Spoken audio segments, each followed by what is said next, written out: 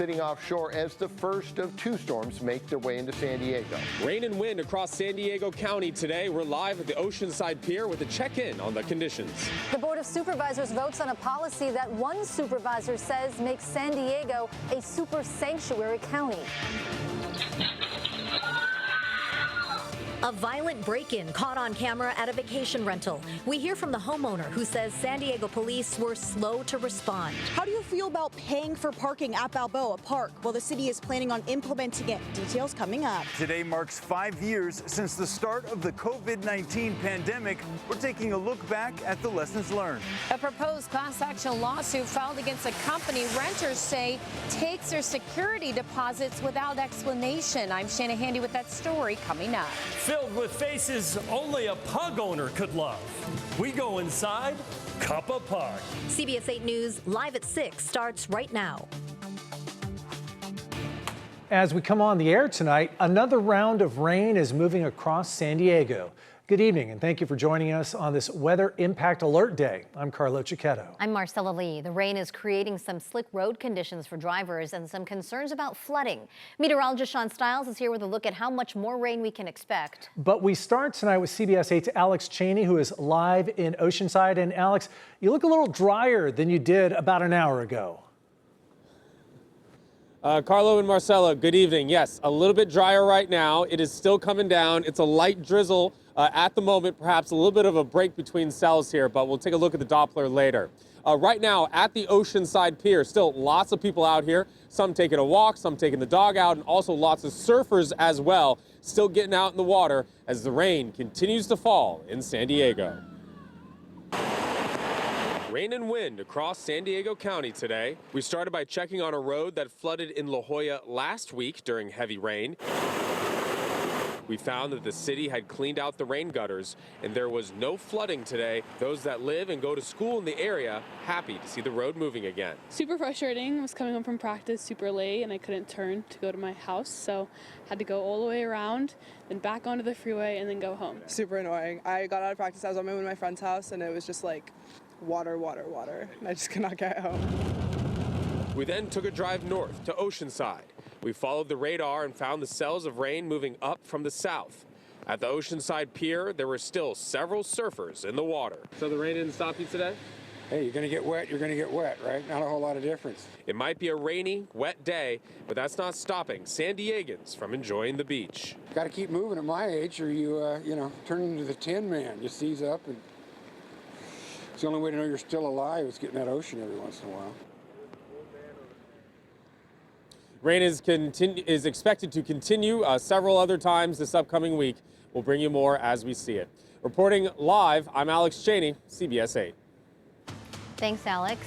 He says it's still drizzling out there, and the rain is what's making today a weather impact alert day. Meteorologist Sean Stiles is in for Carlene. You have more on what we're going to see tonight, and this is just the warm-up round. Yeah, this storm, although feels kind of potent, it's not nearly as strong as the next storm that's coming in. That's on Thursday, but we do have a weather impact today, but we're going to extend that and have another weather impact for Thursday. That will bring heavy rain and a much better chance. I don't know if that's a good way to put it, a much higher chance of flooding because the ground being saturated. Here's why Alex is getting a little break in the action. You notice up around Oceanside, it's a light green. Although just offshore, Alex, if you're listening, watch out, more heavy rain heading your way. The flood watch is for Thursday, along with the winter storm watch over the mountains. We also will see some very windy conditions starting tomorrow night over the deserts. As far as what we can expect, the showers diminish throughout the night and into the morning. We'll have about a 50-50 chance of showers tomorrow. Then the heavy rain comes in on Thursday, as well as lingering into Friday. And for you folks in the inland microclimates, yep, more heavy rain for you. And yep, in the mountains, we're talking about more snow. Sounds good. Thanks, Sean. Remember, for the latest weather conditions and alerts on the go, you can download our free CBS 8 app from Google Play or the Apple App Store.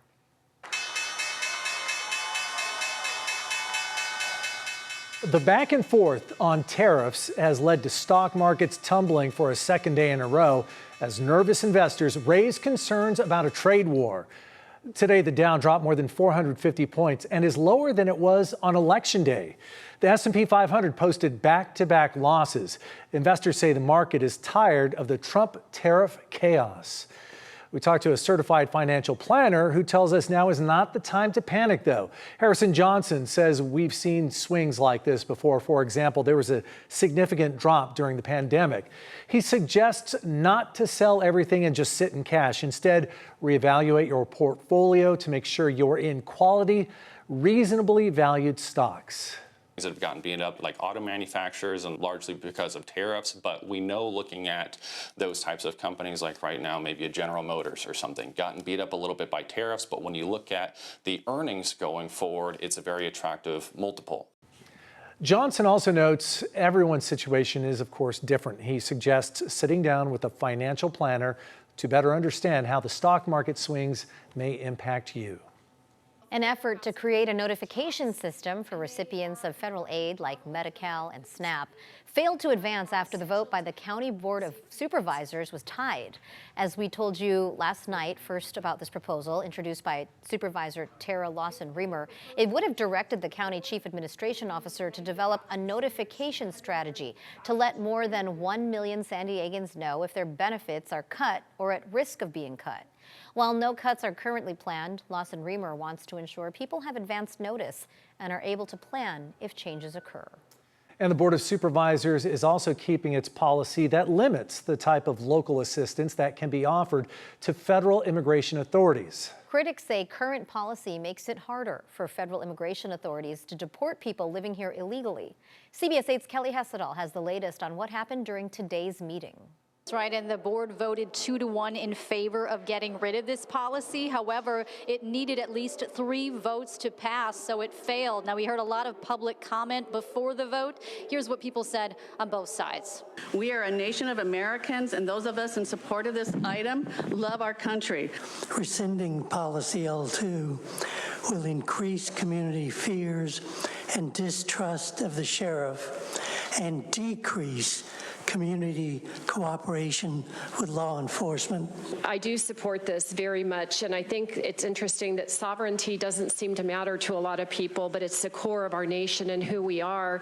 Sovereignty matters on the dais, not just anybody can get up there. Sovereignty matters in the community college classroom or the San Diego State. You can't just show up and be in the class. You have to be registered. There's a process for people to participate. Bringing this item forward is nothing but a publicity stunt, a fear-mongering tactic meant to vilify our immigrant and refugee communities, which I am proudly a part of. And public comment went on for about an hour, and here is how the vote went down. Supervisors Jim Desmond and Joel Anderson voted yes to repeal the policy. Supervisor Monica Montgomery Stepp voted no, and Acting Chair Tara Lawson-Remer abstained. Now, Supervisor Desmond is the one who brought this item forward, claiming the policy shields illegal immigrant criminals from being deported even after committing serious crimes. However, the votes weren't there. So what does this mean going forward? Well, it means things remain as they are, meaning if federal immigration authorities want county help in apprehending a suspected criminal, they must produce an arrest warrant. Now, here is some of what the supervisors said before casting their vote. I have heard from many constituents who have told me that the new administration's show of force in immigration enforcement has made them scared to go to the doctor, go grocery shopping, get on public transit. And this goes for documented people, too. To me, it was a waste of time to start with, and it's a waste of time that we're having to go through this. I represent 200,000 people that live in the unincorporated, that live in fear each and every day that their house is going to burn down.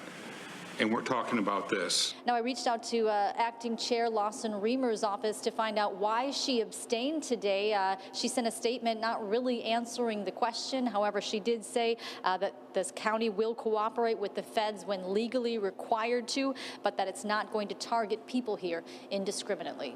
Kelly Hessedal, CBS 8. Thanks, Kelly.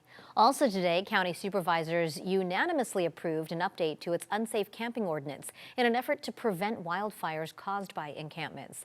Supervisors approved modifications like prioritizing moving people out of high-risk fire areas and adopting a notification period for people who might be impacted. Today's vote follows a discussion from last month when the board unanimously voted to advance a proposal to clear homeless encampments during red flag warnings.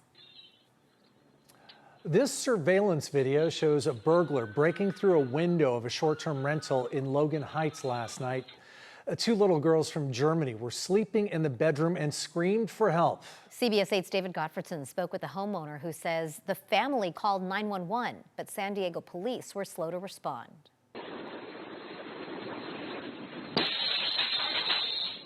First, the burglar uses his head to break the window, and then he dives into the bedroom. Two little girls, ages 6 and 9, scream to their parents for help. That's when the burglar dives back out of the window and runs away.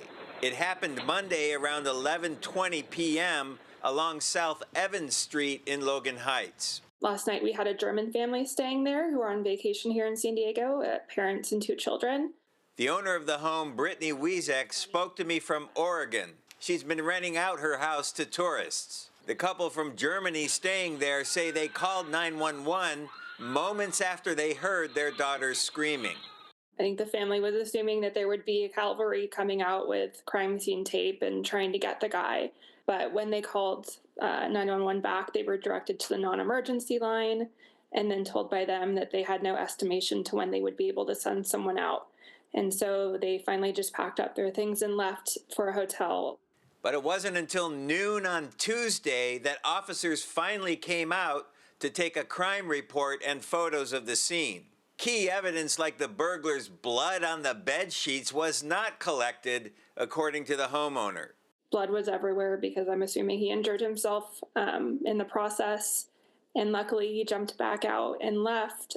In an email, San Diego police told me officers arrived at the scene 2 hours after the break-in, and the call was wrongly issued as a burglary instead of a hot prowl involving children. Unfortunately, there was some miscommunication. The reporting party called and stated that he was no longer at the original address and went to a hotel. Officers tried to make contact with the reporting party and were not able to locate him, the statement said, in part. I'm embarrassed for our city. I'm embarrassed that someone coming here with their family experienced that level of non-action by our police department when there was clearly an emergency taking place. Now, once again, the good news is those 2 little girls were not physically hurt. If you recognize the man in that video breaking into this bedroom, call San Diego police. In Logan Heights, David Gottfredson, CBS 8. Thanks, David. An East County School Board meets to discuss possible layoffs. That story is still ahead. Plus, a new complaint accuses a San Diego apartment company of illegally keeping security deposits. We're working for you, getting more details and finding out how renters can protect themselves.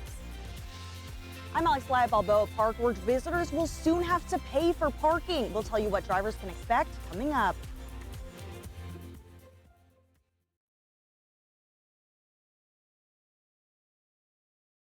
Broken drains are the worst, and I know the worst. I'm a plumber.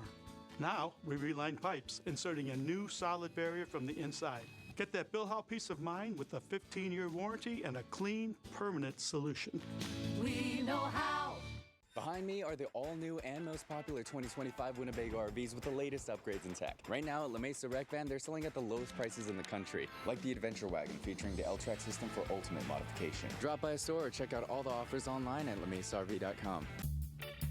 Whenever it's time for a new car, or it's time for a new beginning, time for some extra room, time to celebrate, or time to slow down and enjoy life. Whatever it's time for, it's time to see how Mission Fed can help. With better rates on loans and savings for all the things you're planning to do and ready to do. Talk to Mission Fed whenever it's time. These days, there's a lot of companies pretending to be Stanley Steamer. Here's what you can expect when our crews arrive. You will always get our signature yellow van. Our technicians will always be in red and white. They will be using our top-of-the-line equipment. These technicians will always be background checked and rigorously trained, and we will never use a subcontractor. You can expect a superior job. There's a lot of pretenders, but no one else measures up to a Stanley Steamer clean. When booking your appointment, make sure you're calling 1-800-STEAMER or visiting StanleySteamer.com. When taking matters into your own hands. But if you've ever driven here, and especially in busy lots like this, well, you've probably spent time To the Electro-Gun and the pros at Hydrex Pest Control. There's a Hydrex professional in your neighborhood today. These are Odysseys, the best-selling Class C in the country, known for their value and size that they offer at an incredible price point. And right now, they're discounted even further in the Integra by Jayco sale, where you can select which length is right for you. Browse this sale and more, only at LeMaceRV.com. They'll say anything to win their case. My uncle is kind of materialistic. That's what people say.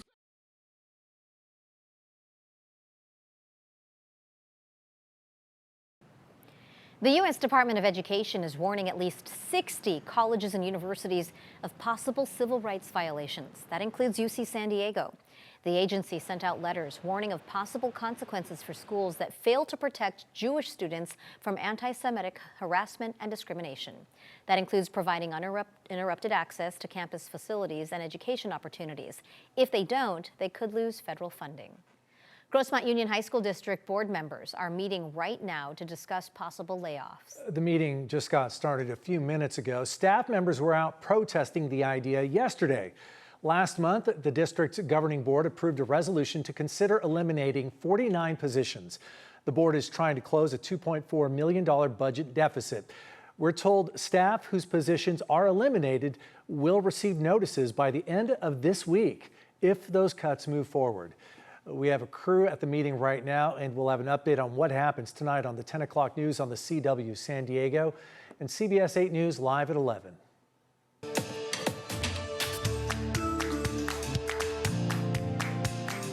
How do you feel about paying for parking at Balboa Park or maybe Mission Bay? The city of San Diego is moving forward with plans to add paid parking spots to those areas, although details have not been finalized yet. CBS 8's Alex Lai joins us live from Balboa Park with what that could look like. Alex, this would be a big change from the current parking situation. Well, Carlo and Marcella, right now parking is completely free at Balboa Park and Mission Bay. There's also no time limit. But if you have ever driven to Mission Bay or here in Balboa Park, especially in a busy parking lot like this, you have probably spent time circling, looking for a spot, even stuck in a traffic jam. And so to help with that congestion, the city is planning on charging for at least some parking spots. A trip to Mission Bay or Balboa Park can be a fun, free activity, but soon some visitors will have to pay for parking, a change that people at Balboa Park today were not excited about. If they're going to charge for parking, it's going to be more full than before. I think it may discourage some people from being able to access the park as easily. Parking's always a challenge on certain days already. Another bill to pay when you come up here, so. City officials say the goal of paid parking is to improve traffic flow, increase availability and turnover, and encourage visitors to take other modes of transportation. For drivers, the idea is to push more parking to less crowded lots, although they are further away. A parking study from last year suggests two models to implement fees. A location-based rate would make higher demand spots more expensive and further spots cheaper, or an hourly rate, which would have the same fee for every hour regardless of location. The fees may only be implemented in busy areas and not all parking lots. As long as it's free, it's good for me. Last Thursday, Balboa Park committee members reviewed two studies on parking management. Details like exact pricing and enforcement will be decided by park and community stakeholders, who begin meetings this week. The city will then draft a proposal for city council approval. Officials say revenue from the parking rates will go back into the park, but for regular visitors, the change could affect how often they come. I will still come here, but I think less often. It's still a deal to be able to get into the museums for free. Maybe once every couple of months or something, but yeah, not like I've been doing now. Now, there's no timeline for when exactly the fees will go into effect, but the process is certainly moving along. However, at Mission Bay, it will be a while before you see parking fees there. The city just wrapped up their study, but they said it'll be a while before they implement fees. Reporting live at Balboa Park, I'm Alex Live for CBS 8. Thanks, Alex. Meteorologist Sean Stiles, and now with more on the storm. Boy, it is dumping a lot of rain, and this is kind of just the beginning. It is. We're seeing the first pulse of the 1-2 punch and possibly a third storm waiting in the wings. That one's a long ways out, but we have this one that's coming through right now, and then we will see the second storm come in late tomorrow night into Thursday morning. That one is a lot more powerful. As you look at the area of low pressure, it is sitting offshore, and we're seeing these bands of showers come in over San Diego. These will linger through the early evening into, say, about 9, 10 o'clock at night, and then by then most of this energy will have started to move on out of the area. As far as rainfall so far, we're looking at about 1/4 of an inch, and I'll have the totals in the second half hour of the show. 62 was the high, 67 the 30-year average, and we are adding up slowly but surely to our rainfall totals, but still, I mean, 5+ inches below where we should be. So we're not going to make it all up in this storm or the next storm. It's going to take multiple storms. Current temperatures, we're looking at mid-50s everywhere. Once you start to get into the mountains, yeah, could we start to see some snow at the higher elevations of our mountains? Possibly. We're looking at temperatures getting down near the freezing level, and if they continue to cool off, we'll see some snow locally. That is a live shot from Mount Soledad. I thought you'd like to see how dense the cloud cover is and the heavy rain. 58 degrees. The winds are out of the south, southeast as the area of low pressure continues to spin up from the southeast, and we're talking about winds at about 12, 13, 14 miles per hour. As far as temperatures are concerned, it is still rather mild in the Sierra Nevada as the area of low pressure is moving through Southern California. So the colder air has yet to filter into the central part of the state. That will all change by the time we get to Thursday at this time. They'll be seeing heavy snow. Our area of low pressure will exit the region very quickly. This low dives south by Thursday, and this brings heavy snow into the Sierra Nevada as well as into Southern California. The Sierra Nevada could see 2 to 4 feet of snow by the time they get to the weekend. We'll also see 4 to 8 inches in our local mountains, and then that northwesterly flow will keep things unsettled over the Sierra Nevada. As we look at that next low moving through, that's the one I'm talking about. And as we look at what's happening here overnight, that area of low pressure kicks through, but I want you to pay attention to what happens overnight Wednesday into Thursday morning. Heavy rain at times developing throughout our forecast region, and snow at the 4,000 foot level. As we look at your 7-day forecast, the weather impact on Thursday could be very, very potent. The showers linger into Friday, Saturday, and Sunday. We start to dry out, and looking at actually a pretty nice Sunday in that forecast. Another day of rain in the mountains, then the snow comes in and lingers into Friday. Carla and Marcella? All right, thanks so much, Sean. It has been 5 years since the COVID-19 outbreak changed the world. Still ahead, we take a look at the lessons learned and some of the lingering challenges when we come back.